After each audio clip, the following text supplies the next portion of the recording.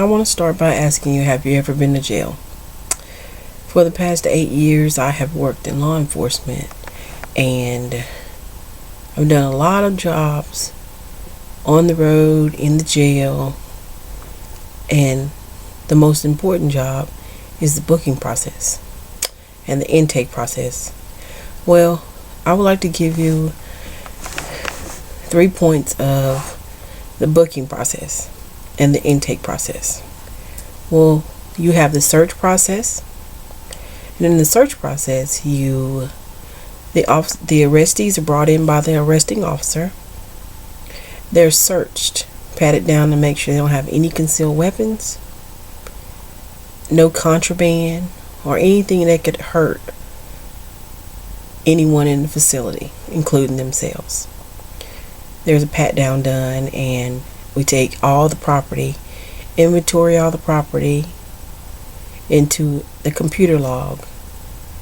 Then we have the arrestee to sign the form stating that this is all the property that we have received.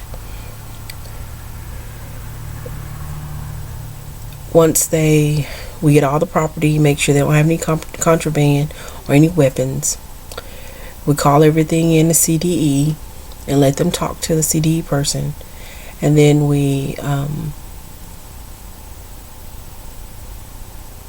they take all the information, they log it in the computer, and then the arrestee is set in front of the magistrate, which is sort of like a judge.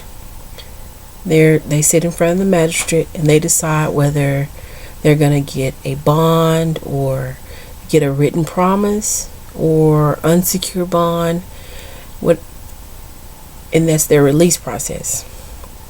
Well, once they see the magistrate, the arresting officer gets the paperwork and brings it to the detention officer, which does the intake process.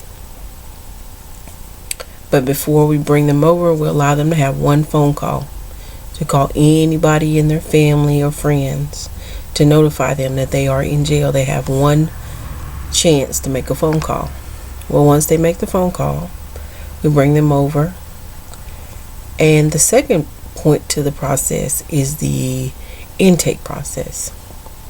Once we get what we call the blue sheets, we bring them over. That's their set of charges and what they're in for, their release conditions and everything. We bring them over and allow them to, and then we make them have a seat.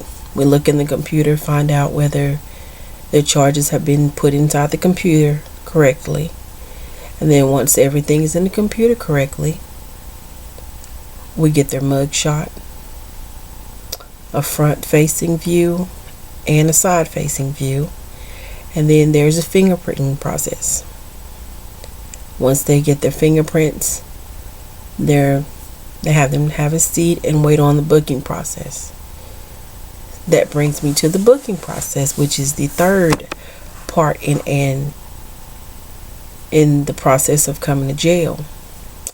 The booking process, you come in and the arrestee has a seat in front of the booking officer. They input all their property in our system, and then the arrestee is being asked lots of questions.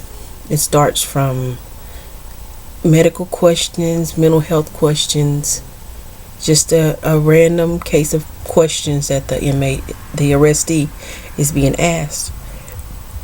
So once that process is done, they decide whether they're going to release them or keep them. If they have a bond, they can call a bondsman, or they can post their bond on their own if they have the cash. If they're not being released and they're being held on charges that are keeping them, then they're classified and given their housing assignments. Whether they're going to stay in holding until the next morning and go to court, or whether they're going to dress them out and send them to the housing units. So it is a simple process when it comes to booking people in.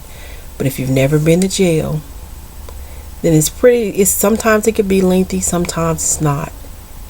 But it's a very, very scary process.